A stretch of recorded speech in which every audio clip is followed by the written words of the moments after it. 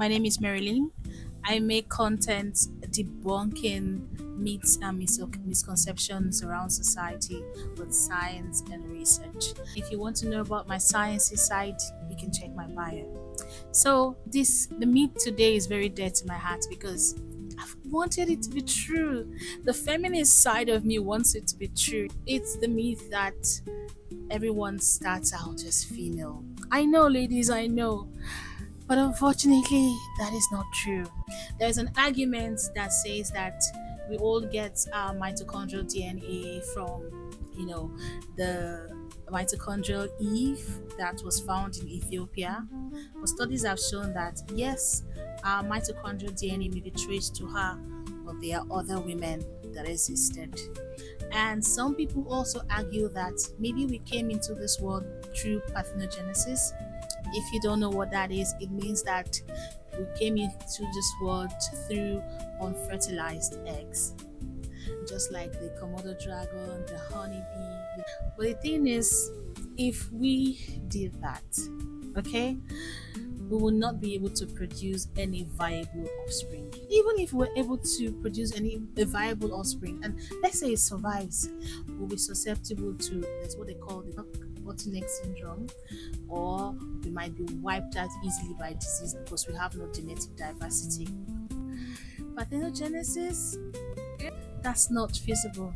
But the truth is that men and women have evolved together. Nature have evolved male and female together for us to further our offspring, because we need the DNA of the man and that of the woman to produce a viable offspring. Now down to the myth of we start life as female. Unfortunately, no. Sex goners have what we call potentiality, and we cannot know through the way it looks, okay? We cannot know through its morphology. So life does not start out female. Life starts out as either male or female. And what differentiates it is the presence of spermatogenesis. Now, the absence of spermatogenesis does not mean that the blueprint or the starting point is female. But I want to say something.